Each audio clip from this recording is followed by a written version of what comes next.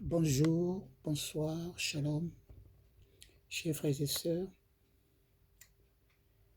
Je suis très fatigué parce que j'ai pas dormi à la nuit et le sujet qui m'a été présenté, que j'ai envie de partager avec vous, m'a rendu triste.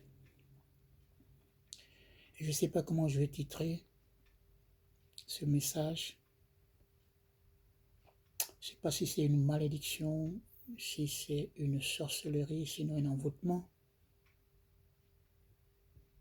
Une histoire terrifiante, odieuse, satanique, démoniaque, vraiment pitoyable. Nous allons lire dans la parole déclarée de Dieu par les chrétiens, dans le livre de la Genèse, chapitre 4, le verset 1 à 15, on parle d'une histoire entre deux frères, Caïn et Abel. Vous savez, j'ai toujours voulu faire des références et prendre des symboles dans la parole, parce que le grand prophète africain, Tata Kimbangu Mvulusi, disait, vous devez lire ce livre pour connaître ce qui est bien et mettre en pratique, et pour connaître ce qui est mauvais, ce qui n'est pas de Dieu. C'est un livre compliqué. Abel donne une offrande à Dieu, Dieu l'accepte. Caïn donne une offrande à Dieu, Dieu refuse. Cela suffit pour Caïn de tuer son petit frère. L'histoire que j'ai envie de vous partager, c'est une sœur aînée qui tue sa petite sœur pour s'accaparer de l'aimant de sa cadette et en faire son époux. Paraît-il qu'ils sont même mariés. Ta petite sœur, toi qui es supposée être la grande sœur, la maman, te présente son petit ami. Et toi, la grande sœur, tu as le toupet, tu as l'audace. Poussé, je ne sais pas par quel esprit le diable est sur la terre. Tu prends l'ami de ta petite sœur et tu le convaincs à devenir ton mari, parce que tu ne mérites pas d'être appelée épouse, et lui non plus, il n'est pas un époux. Si vous avez des enfants, les enfants là sont maudits. Et c'est jusqu'à la 4e génération, la malédiction va vous suivre. Comment tu peux oser prendre l'ami de ta petite sœur pour en faire un mari? Quelle sorcellerie! Aidez-moi à trouver un mot. Est-ce la sorcellerie? Est-ce que c'est un envoûtement?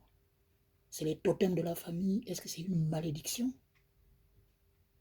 Parce que la malédiction nous suit. Parfois, il y a des choses qu'on n'a pas faites, que nos parents ont fait, nos arrière-parents ont fait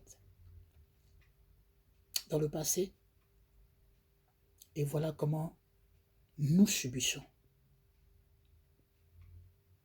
Je ne sais même pas comment elle ressemble, cette femme-là. De toute façon, je crois que c'est une racaille. Oui.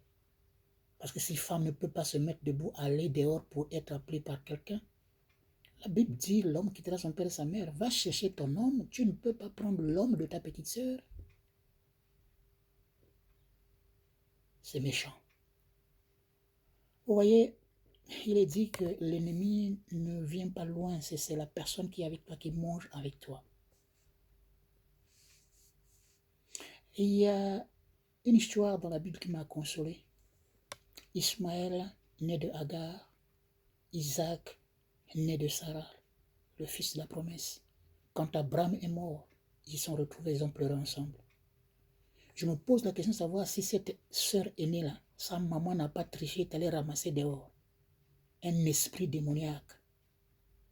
Sa maman n'a pas trompé son mari pour aller ramasser un esprit satanique et amener dans la maison.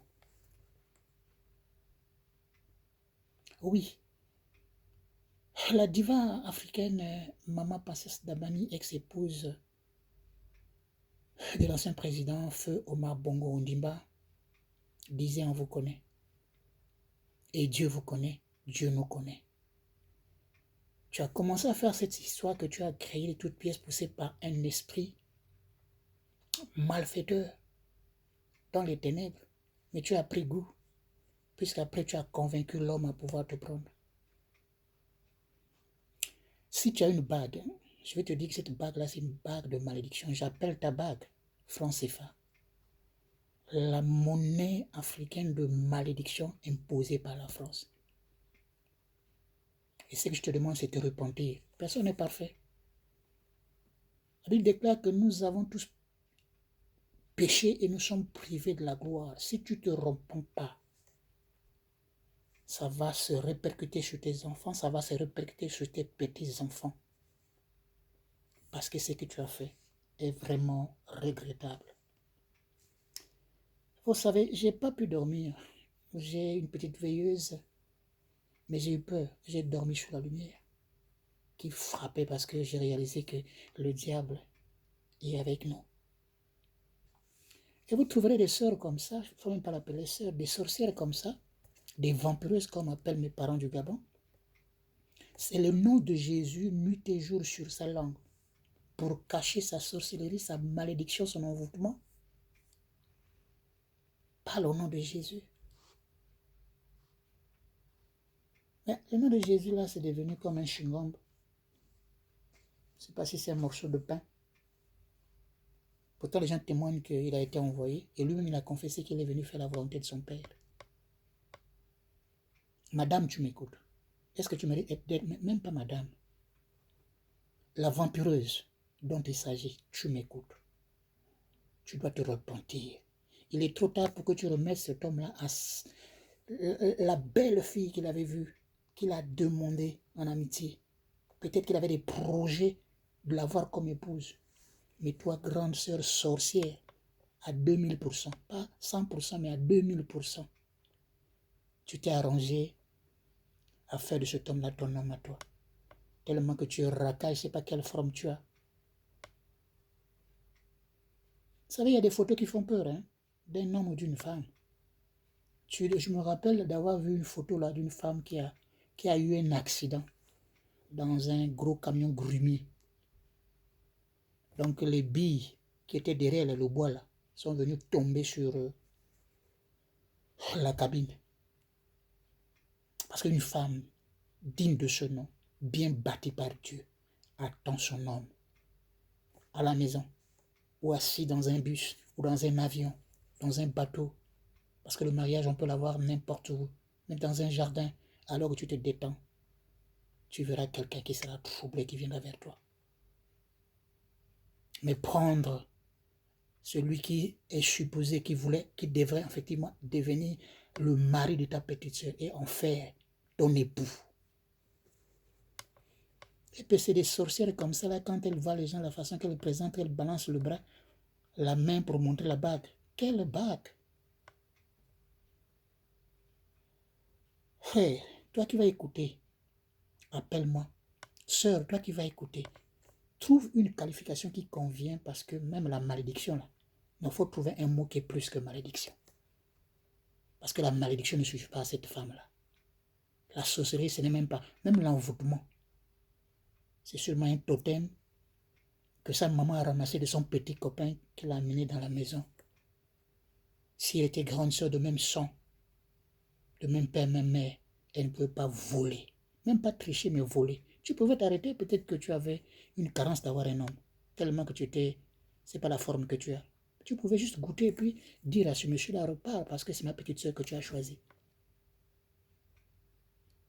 Appelez-moi au plus 64, le code de la Nouvelle-Zélande, au numéro 210 805 0822. Dites-moi qu'est-ce que vous pensez de cette sorcière, de cette vampireuse, de Satan incarné dans une femme. Elle va écouter, même si après 6 mois, même si après 1 an, elle saura que ce qu'elle avait fait dans l'obscurité, dans l'ombre, est arrivé aux yeux de Dieu. Et qu'elle se repente.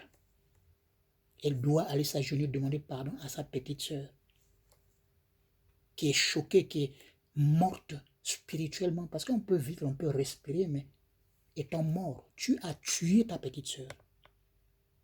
Sorcière. Mes frères et sœurs qui craignaient Dieu, Dieu vous bénisse. Quand je dis Dieu vous bénisse, je ne m'adresse pas à toi. S'il faut s'adresser à toi, je dis que Satan te bénisse. Et comme Satan ne bénit pas, tu vas payer. Bande de sorcières. Et c'est vous qui faites du bruit là, monsieur Marie, sur Marie. Ton mariage est fondé sur quoi? Et l'autre mariage là, vous allez déclarer ça en Inde. Comme l'histoire se passe au Congo, c'est pas si tu étais parti à Sibiti, où tu as fait une demande à Lagos au Nigeria ou bien à Lomé au Togo. On vous connaît, Dieu te connaît. Même moi qui parle, Dieu me connaît. Mais toi, pour cet acte-là, tu dois te repentir parce que Dieu t'a vu. Telas Poulé, le colonel de Dieu, Ranzamba, le petit frère de Google, le grand frère de Congosa, du Congosa positif, vous aime bien. J'attends vos commentaires. Que Dieu vous bénisse. God bless you.